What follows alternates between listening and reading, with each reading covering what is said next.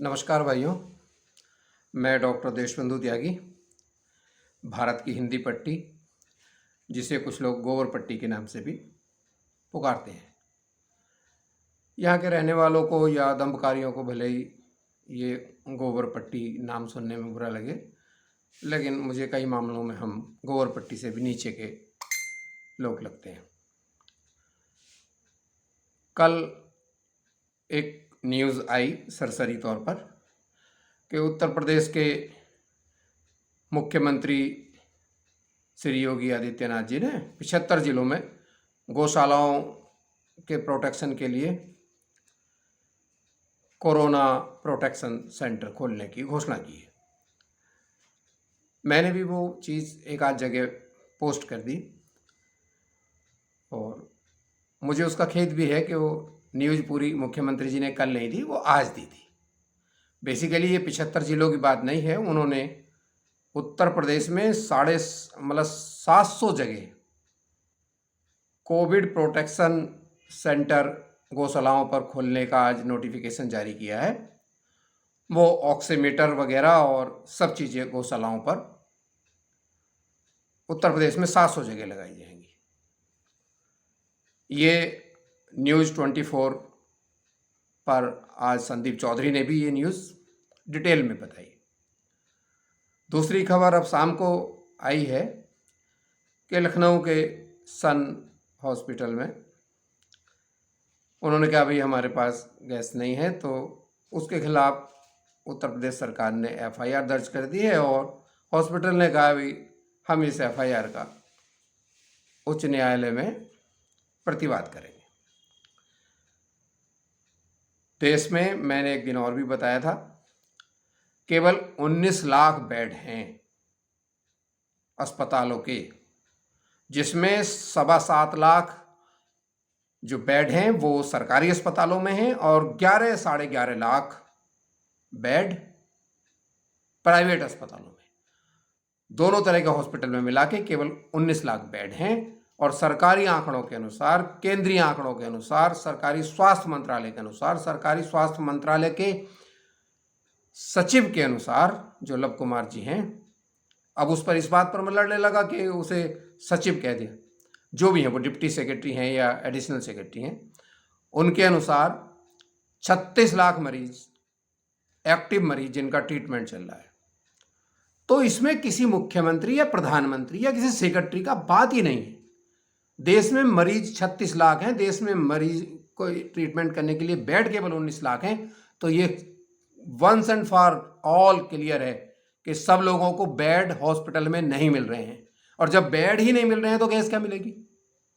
तो इस बात पर सरकार का, सत्ता का, नौकरशाही का चिड़चिड़ाना और इनके सहयोग में जो हाईकोर्ट्स को छोड़कर जो सुप्रीम कोर्ट की लीपापोती चल रही है, उस पर झिकझिक करने का क्या मतलब है?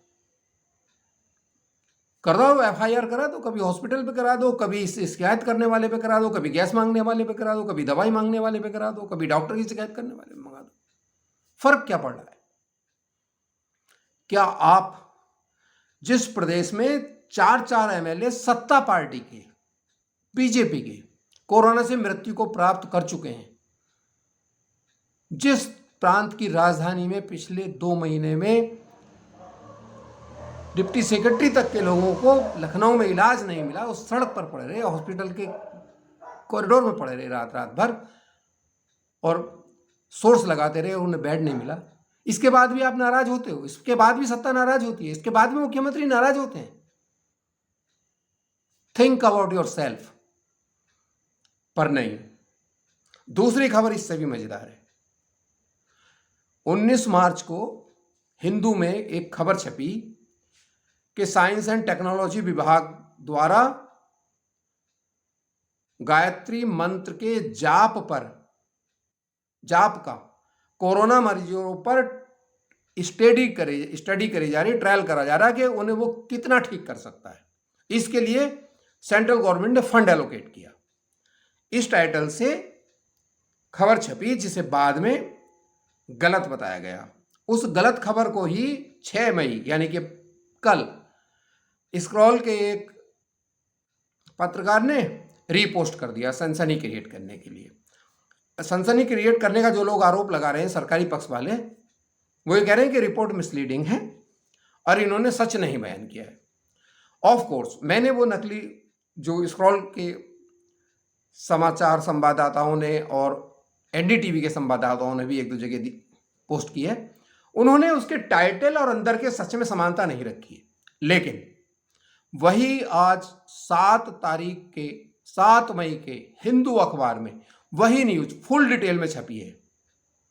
अंतर उसमें क्या है कि साइंस एंड टेक्नोलॉजी विभाग, जो कि एम्स का विभाग है, ऋषिकेश एम्स का विभाग है, उसने इस कोरोना के उपचार के लिए फंड्स एलोकेट किया है और रुचि दुआ नाम की इन्वेस्टिगेटर है जो वो इस बात का इन्वेस्टिगेट कर रही है फरवरी से, और केंद्र सरकार में प्रधानमंत्री की सहमति है इस बात के लिए कि आप ये देखिए कि ये गायत्री मंत्र के जाप करने से कोरोना के मरीज कितने ठीक होते हैं।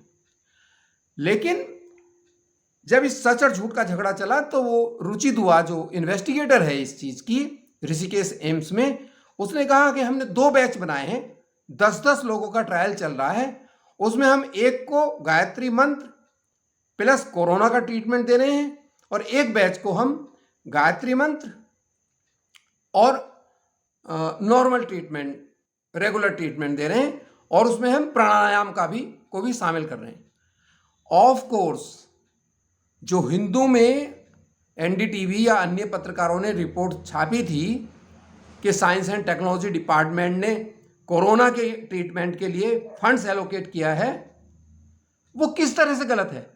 अरे science and technology AIIMS department ने, जो कि सरकारी है, उसने फंड्स एलोकेट किया है। रुचि दुआ नाम की जो इन्वेस्टिगेटर है, जो रिसर्चर है, वो उस पर रिसर्च कर रही है और उसने बताया कि 10-10 बीमारों के 2 बैच बनाए हैं उन्होंने।